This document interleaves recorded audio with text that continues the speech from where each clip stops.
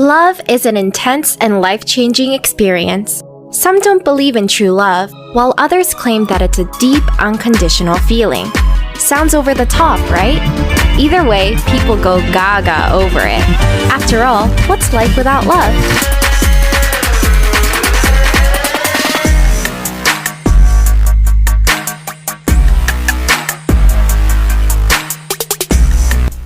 Aristotle and Plato, our main Greek boys, knew what they were talking about when they thought about love. In fact, Canadian psychologist John Allen Lee also found their work meaningful, that he borrowed some of their Greek terms and invented the color wheel theory of love. Vibrant and easy to follow, we will also be using this tool throughout this video to help you explore the many different types of love. Although times have changed since Aristotle and Plato were alive, the world has evolved with dating apps, flirty emojis, and romantic memes. One thing hasn't. We all yearn for affection. Whether you're just getting into your first relationship or you prioritize self-love first and foremost, here are the 8 types of love you will experience in this lifetime. 1. Playful love. Ludus. Are you a no-strings-attached sort of partner? Do others find you flirty and fun? Then, Ludus describes you perfectly.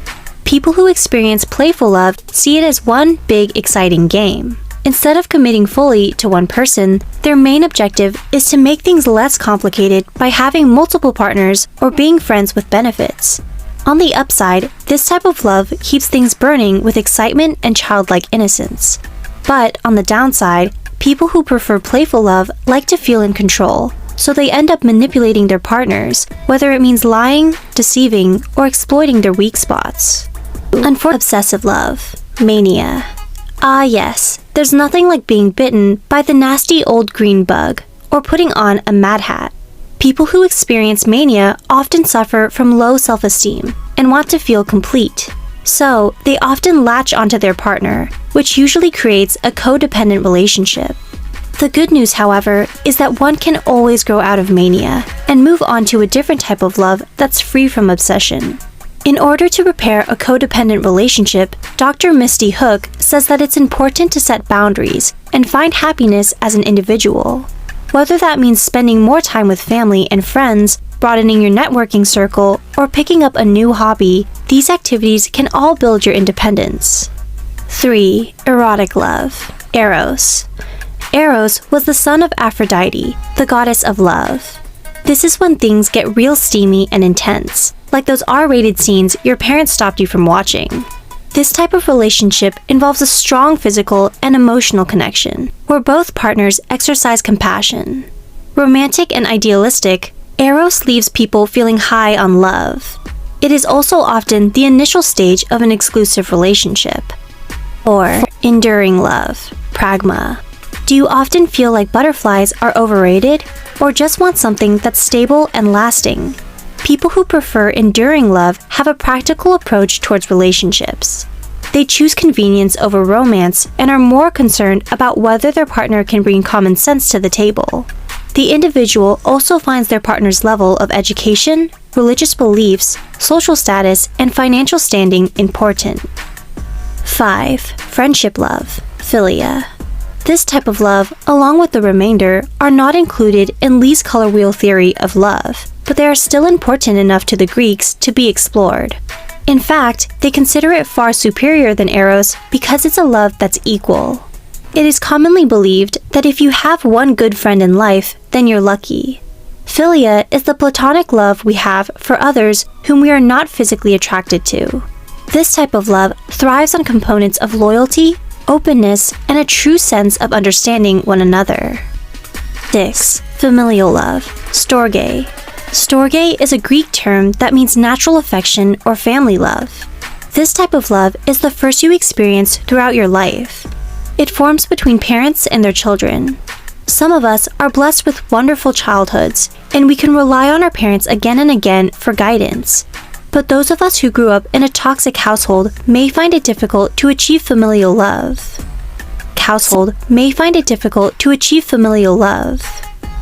7. Self-love. Philautia. This type of love shares the Buddhist philosophy of self-compassion. In order to reach Philautia, one must exercise self-understanding until they gain the strength to love themselves. It is only until we accept who we are that we can love others. But true self-love isn't just experienced at certain moments. It must be unconditional love you have for yourself. If you've been in an abusive household or relationship, self-love will seem like a foreign concept. Some helpful tips that are good to practice include asking yourself what you need, allowing yourself to feel your emotions instead of tuning them out, and meditating. 8. Selfless love, agape. Last but not least, we have agape. This is the highest form of love we will ever experience. Agape is what Buddhists refer to as universal kindness. When we exercise selfless love, we are capable of forgiving and seeing the good in others. You can have agape for strangers, religious figures, or nature. In this type of love, you learn to be altruistic and giving, helping those in great need of support. What is love anyway? Is it just a chemical reaction? Or is love something deeper? Something that can't be explained by science? Maybe we'll never know. But for those of us who have experienced love, we know for a fact that it exists. And maybe that's enough. But how do we know if we were ever truly in love? Here are 8 signs your feelings were real all along. Share your deepest secrets. True love is all about trust. You never put up walls. In fact, you usually do the exact opposite.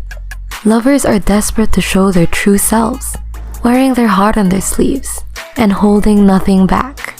So if you two shared your deepest, darkest secrets, there's a good chance it was true love. You didn't gossip about your love. True love feels incredibly special. All of a sudden, the entire world fades away into a blurry backdrop. You become the sharp focus of each other's lives. As cheesy as it sounds, love is all that matters. That's why true lovers don't really gossip about their relationship. Your partner is the only person who understands what you're going through, because no one else understands your unique connection. True lovers strive to keep that special feeling alive and private. Don't you agree? You never tried to control them. There's an old saying which perfectly sums this up. If you love something, set it free. If it comes back, it's yours. True lovers don't try to control or constrict one another.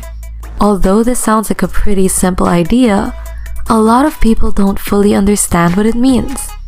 True love isn't about ownership. When we try to control someone, we grab on tight, not letting it out of our grasp. When we love someone, we completely let go. Why? Because we want to see them fly. You never use ultimatums. Here's another big cliche you've probably heard a million times before. True love is unconditional. But what does that mean?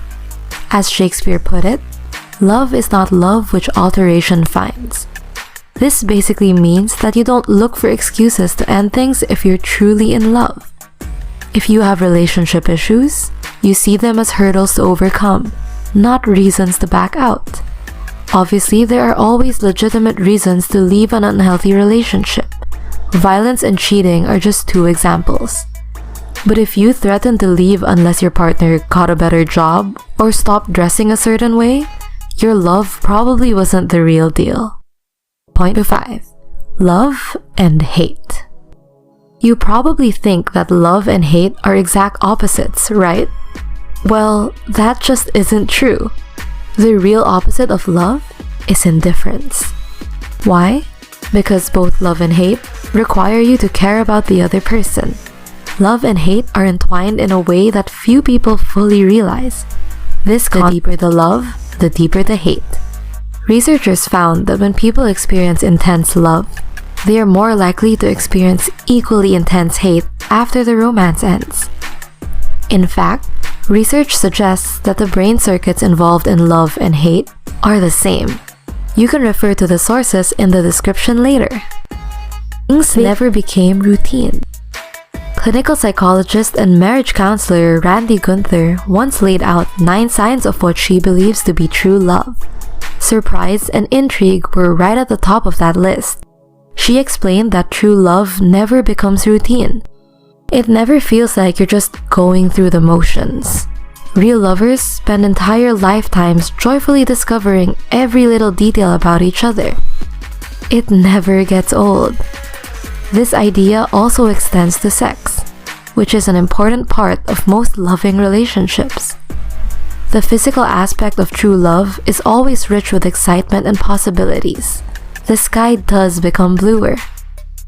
The feeling of home.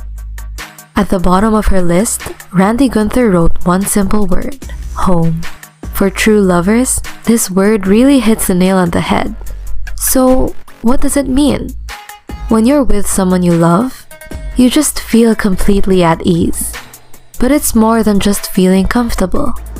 The feeling of home means safety, trust, and warmth. Being home means you can let your guard down.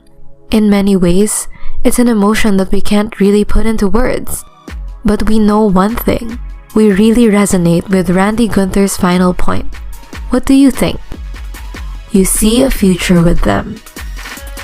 Maybe as you're watching this video, you're looking back and realizing that your love was real all along. This could be a beautiful revelation, but it might also be painful. Before you lose hope, ask yourself whether or not you still see yourself with your ex-partner in the future. If you answered yes, then there's no doubt about it. It really was true love all along. And who knows, you might still have your happily ever after. Do you with the points we've mentioned? What other signs of true love have you experienced? If you enjoyed this video, why not leave a like and subscribe? There's plenty more content coming soon.